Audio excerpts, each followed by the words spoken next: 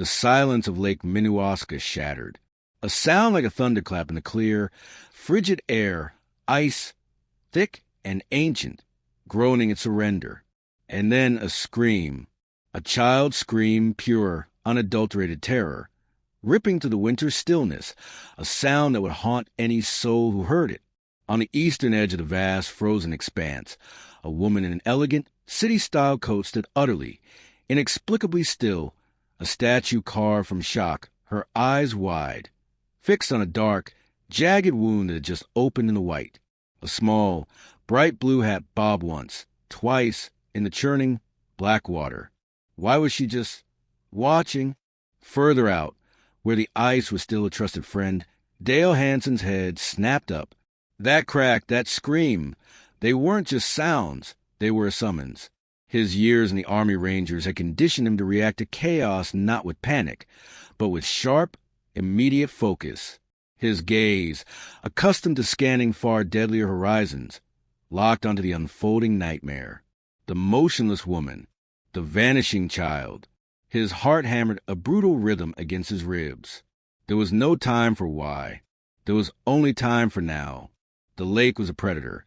It was dragging its prey into the depths. Dale Hanson was a man built of Minnesota granite and quiet resolve.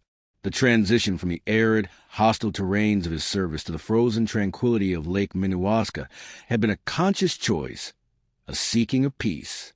His cabin, nestled amongst the pines, held few mementos of his former life. The medals for valor were tucked away, unspoken testaments to a past he carried with stoic dignity. Here, his battles were against the stubborn cold, his strategy employed in finding the lake's hidden bounty of walleye and pike. Yet, the instincts forged in fire, vigilance, preparedness, an unyielding sense of duty, remained etched into his very being. He was a man who understood that survival often hinged on meticulous preparation, on anticipating the unseen threat. He knew this lake, its currents, its whims, its cruel deceptions. He'd seen the ice this season, thinner than it should be after an unseasonable thaw and a too-quick refreeze. It wore a veneer of safety that could lure the unwary. He often observed newcomers, their laughter echoing with ignorance of the dangers lurking just inches beneath their boots. If opportunity allowed, he'd offer a quiet word, a gentle warning about a pressure ridge or a current-swept-in spot. Some heeded his advice. Many, caught in the thrill of a winter adventure, dismissed the quiet man in weathered gear. Dale never pushed. He'd just watch, a familiar tightening in his chest, a silent hope that luck would favor their recklessness. This heightened awareness was not just experience. It was sharpened by a sliver of shrapnel in his memory, a ghost from a sun-baked, dusty village far from Minnesota's snows. A split-second decision deferred, a life irrevocably lost. That moment, that single, haunting failure, was a cold stone in his gut, a constant, silent reminder of the cost of hesitation. It was why his gaze lingered a little longer on children playing too close to danger, why his emergency kit was always meticulously checked and within arm's reach. In Northwood, the small town that hugged the lake shore, Dale was a figure of quiet respect. The man you called when a storm brought down an ancient oak across your driveway, or when your snowblower sputtered its last breath on the coldest day of the year. He didn't seek praise, only the satisfaction of a job done right, of lending a hand where it was needed. He was woven into the fabric of the community, an embodiment of the self-reliant, neighborly spirit that defined these hardy northern towns. He'd noticed the new arrivals, Mark, an engineer seeking a slower pace for his family, and his young son, Leo, a whirlwind of 8-year-old energy. More recently, Leo was often accompanied by Amelia, Mark's new wife. She was undeniably an outsider, her fashionable attire and hesitant demeanor a stark contrast to the practical, no-nonsense vibe of Northwood.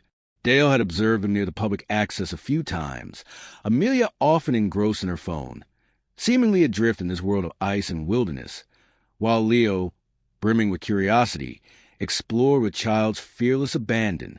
A flicker of unease would touch Dale then, the same old premonition. That particular morning had dawned with a breathtaking, treacherous beauty.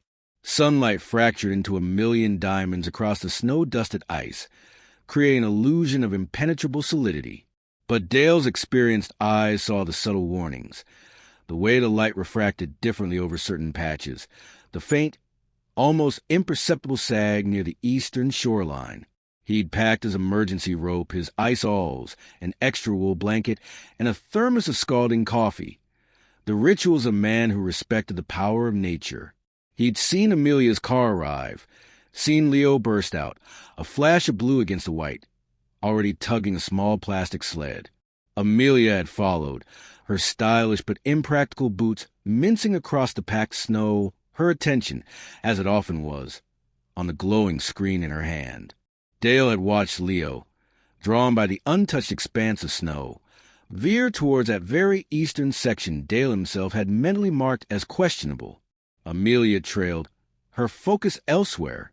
He'd almost called out, a warning forming on his lips, but the distance, the wind. He'd trusted, perhaps foolishly, that she would look up, that the boy's innate caution would keep him safe. Then came the groan from the ice, a deep, resonant tremor that traveled more through the soles of his boots than his ears. Dale's head jerked up. He saw Leo freeze, perhaps feeling the ominous shift beneath him. He saw Amelia, startled, finally lift her head, a confused frown on her face. And then the catastrophic crack. The ice didn't just break. It imploded, a spiderweb of fractures erupting outwards before the surface beneath Leo simply vanished, plunging him into the dark, frigid water with a horrifying finality. Leo's scream was choked off as the icy water stole his breath. Amelia's phone slipped from her grasp, landing silently in the snow. Her face, moments before distracted, transformed into a mass of pure, uncomprehending horror. Her mouth opened, a silent oh of terror, but no sound came. She was rooted to the spot, paralyzed. It was in that terrible tableau, the drowning child, the frozen stepmother, that Dale Hanson became a force of nature himself. Every vestige of the quiet fisherman vanished, replaced by the ranger. The ghost of that past failure whispered, "Not again." This was not a choice. This was a command. The years of conditioning, the muscle memory drilled into him through relentless training, took over. There was no conscious thought, only a cascade of ingrained responses. Threat, victim, action. He was already moving, his own fishing lines and tackles scattered, forgotten. His entire being was focused on that dark, churning hole in the ice.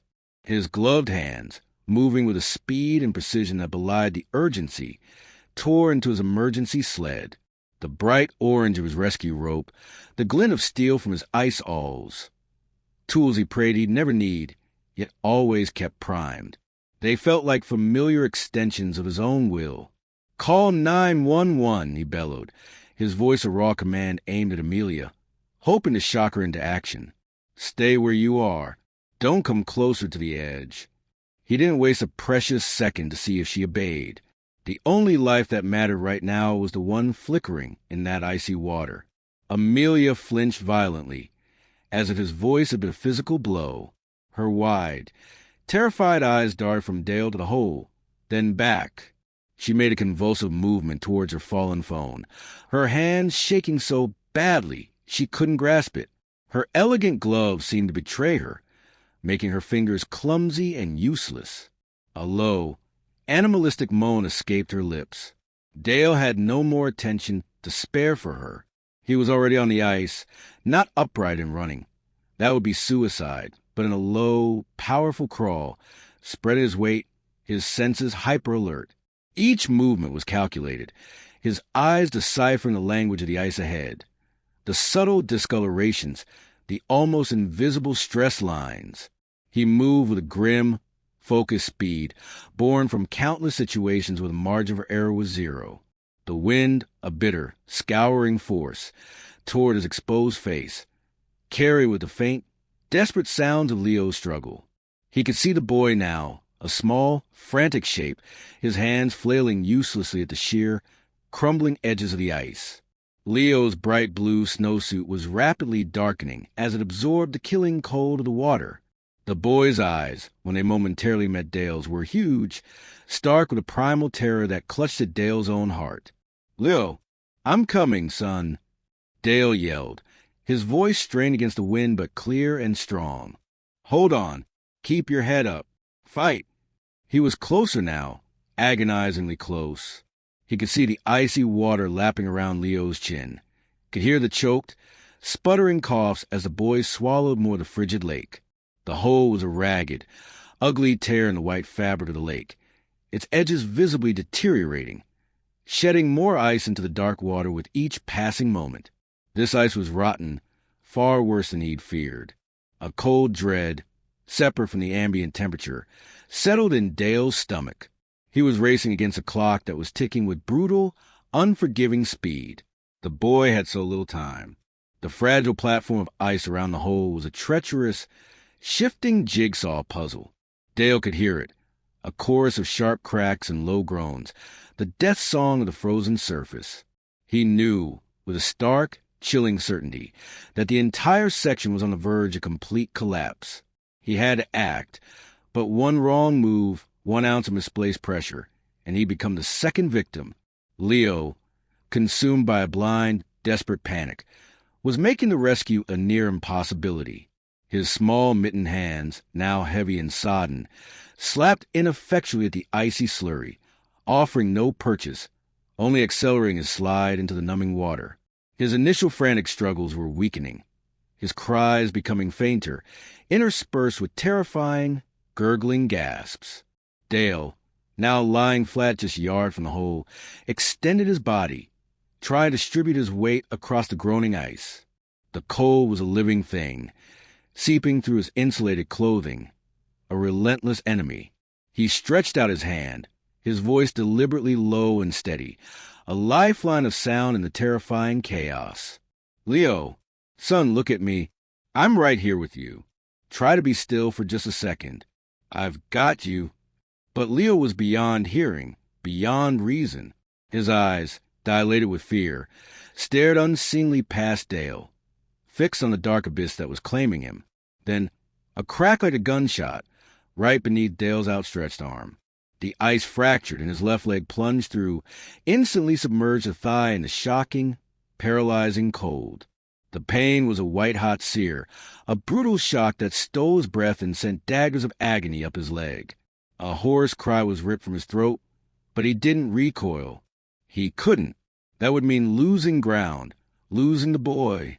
He bit down hard, the taste of blood metallic in his mouth. He had to become an anchor, an immovable object in this fluid landscape of death. He slammed one of his heavy-duty ice awls into a patch of ice to his right that looked marginally more stable. The steel point bit deep, a desperate, tenuous hold. The cold in his trapped leg was already morphing from searing pain to a terrifying, creeping numbness. He knew the signs. He was losing time, losing sensation. From the shoreline, Amelia's frozen silence finally shattered into a volley of high-pitched, incoherent shrieks. "He's going! Oh, God, no! Please, somebody do something. Help him." Her voice, shrill with terror and utter helplessness, was a counterpoint of pure panic to Dale's grim, focused efforts. He walled it out, his universe shrinking to the few feet of treacherous ice, the feel of the awl-handle in his frozen glove, the desperate, fading struggle in Leo's eyes. He had to get a purchase on the boy. Leo's waterlogged snowsuit was an anchor dragging him down.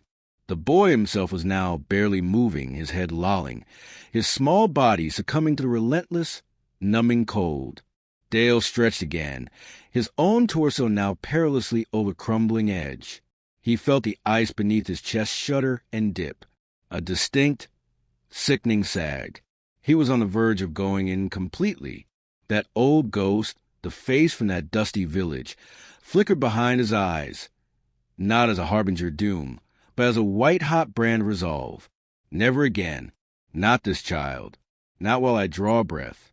He forced himself to push past the agony in his leg, past the primal urge to retreat from the biting cold, past the very limits of his endurance. His jaw was granite, his eyes blazing with a fierce, unwavering light. This wasn't just a rescue. It was a defiance of fate, a reckoning with his own past. A direct lift was impossible. The ice wouldn't bear their combined weight. It would shatter, and they'd both be lost.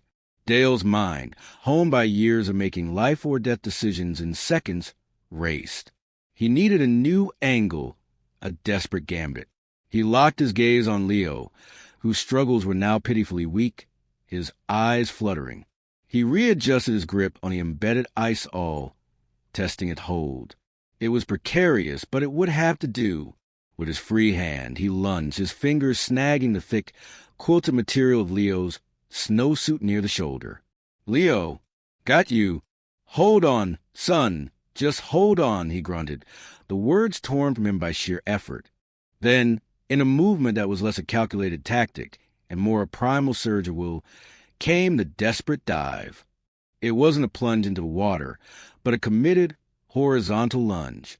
Dale threw his upper body further out over the hole, extending his reach, his submerged leg now a painful, awkward pivot point. He drove his other ice awl, the one still in his hand, like a dagger into the thickest part of Leo's collar, the steel point sinking deep into the fabric, creating a solid, if brutal, connection. The ice beneath him screamed a final, terrible protest, a large shard breaking away with a splash inches from his face. For one heart-stopping moment, Dale felt himself sliding, the abyss beckoning. But the first awl his anchor held. His grip on the awl in Leo's suit was unbreakable. "Now!" he bellowed, a raw, guttural war cry against the encroaching defeat. Adrenaline, pure and potent, surged through his veins, a fire against the numbing cold. He began to pull, not upwards, but backwards, dragging his entire body a lever. Every muscle fiber in his back, his shoulders, his remaining good leg, strained to the breaking point. It was an excruciating millimeter-by-millimeter battle against the dead weight of the boy and the suction of the icy water. His muscles screamed in protest. His lungs burned as if seared by the frigid air. The pain in his trapped leg was a relentless, grinding agony. But he did not stop. He could feel the ice shifting, cracking, groaning all around them. He gritted his teeth, his vision narrowing to a pinpoint, focused only on that next agonizing inch. He could hear his own breath, harsh and ragged in the stillness. A fleeting image, a ranger instructor, face like stone, yelling, "Pain is temporary, quitting is forever." He pulled harder, slowly. So slowly it felt like a dream. Leo's small, inert form began to slide onto the treacherous surface next to him. First his head and shoulders, then his torso, water streaming from him. Dale shuffled backwards, still pulling, his boots scrabbling for any purchase, kicking off chips of ice. The relentless sound of fracturing ice was their pursuer. With a final, monumental heave that tore a gas from his raw throat, Leo was fully on the ice, a sodden, shivering bundle. But they were still in the kill zone, on an island of rotten ice that could give way at any moment. Without a pause, Dale shifted, maneuvering his own body to partly shield Leo, trying to distribute their weight, then began the crawl. The long, slow, agonizing crawl toward the distant, solid shore, dragging the boy with him. Every move in a gamble, every yard gained a small, desperate victory. He didn't dare look back at the dark, hungry water. He looked only forward, toward safety, towards life, toward the blurred figures he could now make out on the shoreline. The retreat to shore was a brutal, agonizing passage. Each push of his legs, each pull of his arms, sent fresh waves of fire through Dale's exhausted muscles. His breath rasped in his throat, each inhalation a painful gulp of sub-zero air. Leo, limp and frighteningly still, was an almost unbearable weight, his small body racked with violent shivers that Dale could feel through his own soaked layers. The ice beneath them continued its ominous symphony of cracks and pops, a constant, terrifying reminder of the razor's edge they were on. Then, blessed relief, the rough, unyielding texture of frozen soil and snow scraped against Dale's raw knuckles. They'd reached it, solid ground. He summoned his last reserves of strength, hauling Leo fully onto the snowy bank before collapsing beside him, his body trembling uncontrollably from cold and exertion. For a moment, the world tilted, black spots dancing in his vision. But the ingrained discipline, the ranger's unwavering focus on the mission, pushed through his own profound distress. Leo was the mission. His fingers, numb and clumsy, fumbled with the zipper of Leo's snowsuit. The wet clothes were a death shroud, clinging to the boy, leaching away precious warmth. He had to get them off, now. Hypothermia was a swift, silent killer. As he worked, he heard them, the thud of running feet, anxious, urgent voices. Amelia, her face a stark white canvas of terror and dawning relief, her expensive coat forgotten, streaked with mud and snow, stumbled towards them. Her earlier catatonic paralysis had been shattered, replaced by a raw, almost animalistic maternal fear. Is he? She gasped, her voice broken, unable to form the question. Dale didn't look up. He was stripping Leo's saturated clothes with a desperate urgency, then tearing off his own outer jacket, the driest thing he had, and wrapping it around the boy's small, quivering form. He snatched the wool blanket from his sled, which someone from the shore, having seen the crisis unfold, had thoughtfully dragged closer and swaddled Leo tightly, cocooning him. He's alive, Dale grunted, his own teeth chattering so hard he could barely form the words. But he's dangerously cold. We need to warm him. Fast. Ambulance is coming. More people were arriving now. Other ice fishermen, residents from nearby cabins, their faces etched with concern and a dawning awe as they took in the scene. The shattered ice, the soaked and shivering man, the small, blanket-wrapped child. Someone thrust a thermos into Dale's shaking hands. Another draped a thick, dry coat over his shoulders. The simple acts of community kindness were a small warmth in the overwhelming cold. Then a cry tore through the air, raw with paternal anguish. Leo, my son, Leo.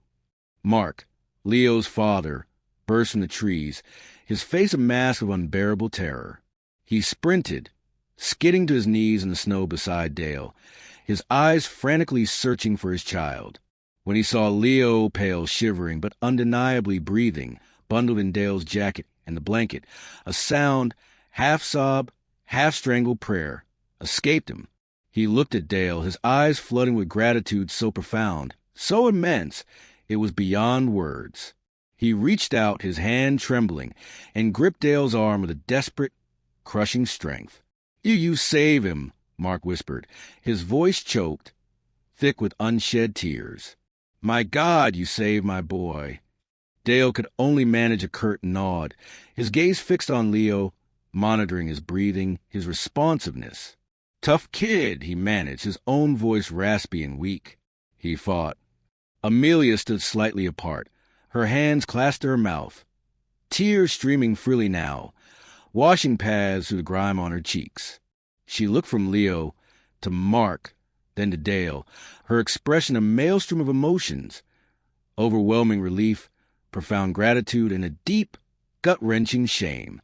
She took a hesitant step, then another, her fashionable boots sinking into the snow. Mr. Hanson, she began, her voice a fragile whisper. I froze.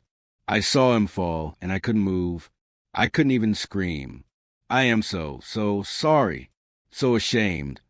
Her carefully constructed composure had utterly disintegrated, leaving behind a raw, exposed vulnerability. Dale finally met her gaze, and in his eyes she found not condemnation, but a deep, weary understanding of fear's paralyzing power. It happens, he said, his voice still rough. Panic's a powerful thing. The boy's safe. That's what counts. He took a shaky sip from the thermos someone had given him. The coffee was scalding, and it felt like life itself seeping back into him. The distant, approaching wail of sirens grew louder, a beacon of hope cutting to the crisp winter air. A collective sigh, almost a physical wave of release, passed through the small, huddled group on the frozen shoreline. Leo was alive, against the odds, against the brutal indifference of the lake, A child had been pulled back from a precipice. The immediate danger had passed, leaving in its wake the bone-deep exhaustion of survival and the immeasurable weight of a debt that could never truly be repaid. The arrival of the paramedics brought a calm, professional efficiency to the scene. Leo, now more responsive, his shivering less violent but still pronounced, was quickly assessed, wrapped in thermal blankets, and carefully moved to a waiting stretcher. Mark, his face still pale but his eyes shining with fierce love and relief, climbed into the ambulance beside his son, his hand gripping Leo's tightly. As the doors were about to close, he locked eyes with Dale one last time, a look that conveyed a lifetime of gratitude, a silent acknowledgement of an unbreakable bond forged in ice and terror. As the ambulance pulled away, its lights strobing against the darkening winter sky, a profound quiet descended upon those remaining. Dale, now propped against a tree, finally allowed the full force of his own body's reaction to hit him. The shivering was intense, racking his frame. His wet clothes clung to him like a second skin of ice. The pain in his leg, now that the adrenaline was ebbing, was a deep, throbbing ache. The town's fire chief, a burly man named Tom, who'd known Dale since he was a boy, put a heavy, comforting hand on his shoulder. "Dale," he said, his voice gruff with emotion. I don't have words. Son, you're a damn hero. No other way to put it." Dale just shook his head, the movement weary. "Just did what anyone would have," he mumbled, deflecting the praise as he always did. But Tom and everyone else there knew different. They had witnessed something extraordinary. They had seen courage in its purest, most selfless form. Later that evening, news spread through Northwood like wildfire. Leo Hansen was going to be okay. The doctors at the county hospital confirmed that Dale's rapid intervention, from the extraction to the immediate efforts to combat hypothermia, had been critical. He had, quite simply, saved the boy's life. The town wanted to celebrate Dale, to honor him. The local newspaper requested an interview. The mayor spoke of a commendation. Dale, true to his nature, wanted none of it. "The boy's alive. That's the only reward I need," was his quiet, firm response. For him, the true resolution lay not in public accolades, but in a subtle, internal shift. The rescue of Leo had laid a balm on old wounds. The ghost of that past failure, the one that had driven his vigilance for so long, didn't disappear, but its edges softened. Its voice grew fainter, replaced by the echo of a child's recovering breath. He had met the ultimate test, and this time he had not been found wanting. His quiet life by the lake would continue, but a measure of peace had settled deeper into his soul. Amelia's transformation was perhaps the most visible. The ordeal had been a brutal awakening. The terror, the helplessness, the shame of her own paralysis, followed by the overwhelming wave of gratitude, had irrevocably altered her. She shed her city affectations like a snake sheds its skin. She enrolled in an advanced first aid and CPR course. She began volunteering at the school library. Her interactions with Leo now filled with a warmth and attentiveness that had been absent before. A new humility, a genuine desire to connect with the community she had once held at arm's length, began to define her. Northwood, in turn, started to see not an aloof outsider, but a woman grappling with her own humanity, changed for the better by a near tragedy and an extraordinary act of courage. Lake Minnewaska eventually froze solid, its surface once again a playground for skaters and a promising expanse for fishermen. But for those who knew the story of that day, the ice held a different meaning.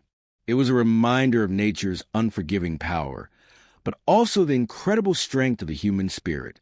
Dale Hansen's name became synonymous with quiet heroism, a living legend in their small Minnesota town. His actions were a powerful testament to the enduring values of the American spirit. Courage in the face of overwhelming danger, selfless sacrifice for the vulnerable, and the profound impact one individual, drawing upon inner strength and unwavering duty, can have. Dale's story reaffirmed that heroes are not mythical figures. They're often the quiet, unassuming individuals among us, forged by experience, guided by conscience, ready to answer the call.